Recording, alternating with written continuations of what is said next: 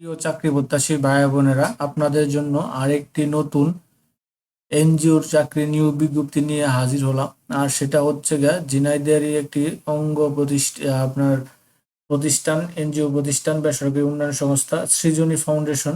তো সৃজনী ফাউন্ডেশন তারা কিন্তু তাদের অফিসিয়াল ওয়েবসাইট ফেসবুকের মাধ্যমে একটা বিশাল মোটামুটি 196 জনের একটা নিয়োগ বিজ্ঞপ্তি প্রকাশ করছে। বিনা অভিজ্ঞতা মিলে তারা টোটালি আপনার পাঁচটা 8টা ক্যাটাগরিতে তারা এই বিজ্ঞপ্তিটা প্রকাশ করছে। তো আমরা এই বিজ্ঞপ্তিটা সম্পর্কে আজকে বিস্তারিত আলোচনা করব। কি পাশে কিভাবে আবেদন করবেন, কত তারিখ পর্যন্ত আবেদন করবেন, কত টাকা বেতন, কোন পদে কতজন নিবে, বিস্তারিত আমরা সার্কুলার আলোকে আলোচনা করব। তো তার আগে এরকম নিত্য নতুন সকল ধরনের সকল চাকরি নিয়োগ বিজ্ঞপ্তির খবর যদি আপনি সবার আগে আপনি আপনার চ্যানেলে অথবা ফেসবুকে পেতে চান, তো যারা ইউটিউব চ্যানেল থেকে দেখতেছেন তারা আমাদের এই যে অল জবস নিউজ এই যে চ্যানেলটি সাবস্ক্রাইবের পাশাপাশি নোটিফিকেশন বেল আইকনটি অন করে দিন। আর যারা ফেসবুক থেকে দেখতেছেন তারা আমাদের ফেসবুক পেজটি ফলো দিয়ে রাখেন, যাতে পরবর্তী আপলোড হওয়া সকল ভিডিওগুলো আপনারা খুব সহজে আপনাদের চ্যানেলে বা ফেসবুকে পেজে মাধ্যমে পেয়ে যেতে পারেন। তো চলুন আমরা দেখি কি আমরা কিন্তু এটা তাদের অফিসিয়াল ওয়েবসাইটের মাধ্যমে কালেক্ট করছি। তাদের অফিসিয়াল ওয়েবসাইটটা বর্তমানে বন্ধ আছে, কিন্তু তাদের ফেসবুক থেকে আমরা এটা সংগ্রহ করছি। তারপরে হচ্ছে গিয়া আমরা দেখি তো সৃজনী ফাউন্ডেশন ফাউন্ডেশন এর নিয়োগ বিজ্ঞপ্তি। সৃজনী ফাউন্ডেশন একটি অলাভজনক বেসরকারি উন্নয়ন সংস্থা 1985 সাল থেকে প্রতিষ্ঠিত। আপনার এনজিও গুলো থেকে আপনার সনদপ্রাপ্ত, তারপরে এমআরএ সনদপ্রাপ্ত, এটা তারা দিয়ে দিয়েছে।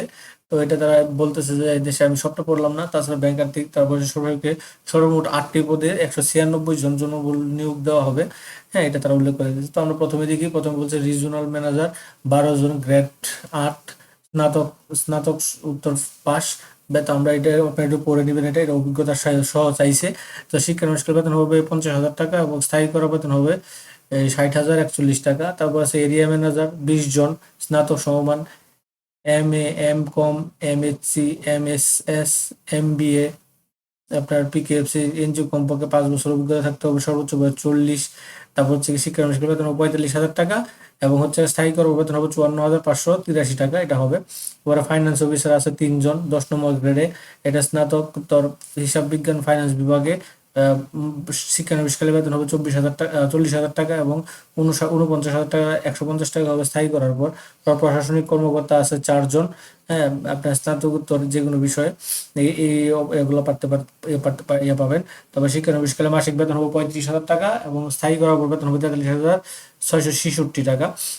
তো আমরা গেল, তারপর শাখা ব্যবস্থাপক সেটা হচ্ছে 50 জন। আপনার স্নাতকোত্তর pass MA, M.Com, MSc, MSS, MBA, PKFC সহ 3 বছর বাস্তব অভিজ্ঞতা লাগবে। আর তারপর হচ্ছে শিক্ষানবিশ বেতন হবে 35,000 টাকা এবং হচ্ছে আপনার স্থায়ী করার পর বেতন হবে 43,666 টাকা, এটা তারা উল্লেখ করছে। তারপর হচ্ছে MIS লোন অফিসার 3 জন, স্নাতকোত্তর হিসাব বিজ্ঞান বা ফাইন্যান্স বিভাগ থেকে। আপনার শিক্ষানবিশের বেতন হবে 30,000 টাকা, স্থায়ী করার পর বেতন হবে সর্বসাকুল্যে করলে 38,208 টাকা। 7 নম্বর আছে যেটা, সেটা হচ্ছে আপনার 12তম গ্রেডে আপনার ট্রেনার হিসেবে আপনার স্নাতকোত্তর পাস তারা দিয়েছে। তো স্নাতকোত্তর pass MA, M.Com, MSc, MSc, MBA এগুলা। তো এটা হিসাব বিজ্ঞান হিসাব আপনার এটা হচ্ছে ট্রেনার হিসাবে আপনার প্রতিদিন কার্যক্রমে ট্রেনার হিসাবে 3 বছর বাস্তব অভিজ্ঞতা চাইছে, সর্বোচ্চ বয়স 35। আপনার শিক্ষানবিষ্কারের বেতন হবে 30,000 টাকা এবং স্থায়ী করার পর বেতন হবে 38,208 টাকা। তারপর হচ্ছে সবচেয়ে বেশি হচ্ছে ক্রেডিট অফিসার, গ্রেড 13-তে আপনার 100 জন নিবে। তো স্নাতক সমমান অভিজ্ঞদের প্রার্থীদের অগ্রাধিকার, এটা সব জায়গাতে হবে। তা আপনার বিনা অভিজ্ঞতা আবেদন করতে পারবেন নতুন যারা আছে, কিন্তু অভিজ্ঞতা প্রার্থীরা বেশি আপনার পাবে আর কি, এই আপনার অগ্রাধিকার পাবে, এটা সব জায়গাতেই হবে। বয়স সীমা চেয়েছে সর্বোচ্চ 32 বছর পর্যন্ত আপনি আবেদন করতে পারবেন। তো এখানে শিক্ষানবিশকালে আপনার বেতন হবে 28,000 টাকা এবং স্থায়ী করার পর সর্বসাকুল্যে বেতন হবে 32,750 টাকা বেতন হবে আর কি। তো এছাড়া এই হলো 8টা ক্যাটাগরিতে আমরা আলোচনা করলাম, টোটাল 196 জন। তো এখানে চাকরিতে স্থায়ী করে প্রাপ্য হবেন। বাস্তবে নিয়োগ তারিখ হতে 6 থেকে 12 মাস শিক্ষানবিষ্কার হিসেবে বিবেচিত হবে। সন্তোষজনকভাবে শিক্ষানবিষ্কার অতিক্রম শেষে মূল্যায়ন সাপেক্ষে চাকরি স্থায়ীকরণ করা হবে।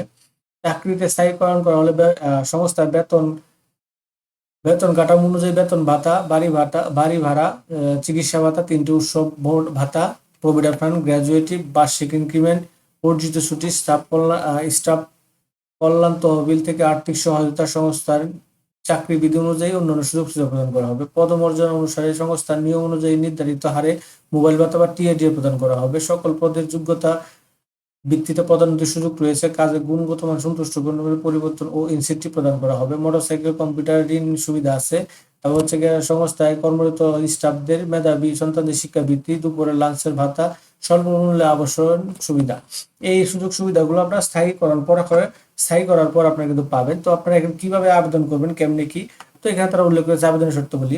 আগ্রহী প্রার্থীদের স্বহস্তে নিজের হস্তে লিখিত আবেদনপত্র, জীবন বৃত্তান্ত, মোবাইল নম্বর, জাতীয় পরিচয়পত্র আবশ্যক, পাসপোর্ট সাইজের সদ্য তোলা 2 কপি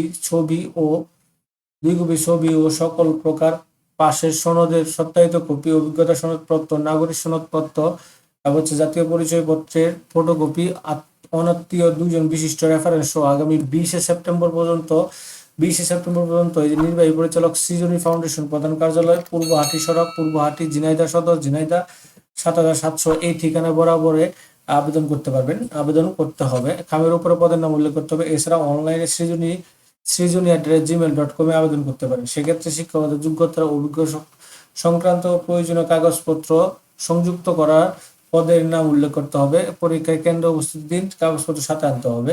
তো প্রাপ্য আবেদন বাছাই পরবর্তীতে তালিকা মোবাইল নাম্বার জানিয়ে দেওয়া হবে। টিএ দেওয়া প্রদান করা হবে না।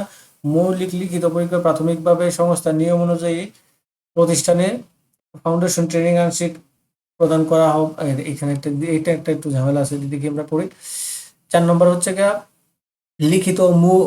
লিখিত মৌখিক পরীক্ষার প্রাথমিকভাবে নির্বাচিত প্রার্থীদেরকে সংস্থার নিয়ম অনুসারে প্রতিষ্ঠানের ফাউন্ডেশন ট্রেনিং এ আংশিক প্রশিক্ষণ খরচ অফেরতযোগ্য প্রদান করে ট্রেনিং করতে হবে। সাফল্যভাবে ট্রেনিং সমাপ্ত করার প্রয়োজনীয় ক্ষেত্রে সংস্থার নিয়ম অনুযায়ী নির্ধারিত অঙ্কের জামানত ফেরতযোগ্য প্রদান করে 2 জন দায়িত্বশীল ব্যক্তিকে জামিনদার হিসাবে সংস্থা চুক্তিবদ্ধ অস্থায়ী নিয়োগপত্র করা হবে। আর 7 এবং 8 নং পদে অবশ্য বাইসাইকেল নিয়ে কাজ করতে হবে। মোটরসাইকেল থাকতে হবে, কোনো ধরনের প্রচারণা, এটা তো কোনো ধরনের আর্থিক লেনদেন করবেন না, তারা এটা বলে দিয়েছে। আচ্ছা, এখানে তারা বিষয় রয়েছে আপনারা যারা মৌখিক ও লিখিত পরীক্ষায় নির্বাচিত হবে তাদের আংশিক একটা খরচে তাদের ট্রেনিং নিতে হবে, ট্রেনিং এর জন্য একটা টাকা দিতে হবে, তারা এখানে উল্লেখ করে দিয়েছে। এখন এটা কিন্তু এই বিজ্ঞপ্তি দিয়েছে, তো আপনারা কোনো ধরনের টাকার লেনদেন অবশ্যই অফিসিয়াল ছাড়া করবেন না, তাদের নিজস্ব অফিস ছাড়া। তো এই ছিল মোটামুটি 100 এটা। তো আমরা এটা সূত্রটা কই পাইলাম, আমরা ফেসবুকে চলে গেলাম। সৃজনী ফাউন্ডেশন 26 তারিখে এটা প্রকাশ করছে। আপনারা অনেকজন জিজ্ঞেস করেন ভাই কোথায় প্রকাশ করছে, কবে প্রকাশ করছে। তো এই দেখেন সৃজনী ফাউন্ডেশন।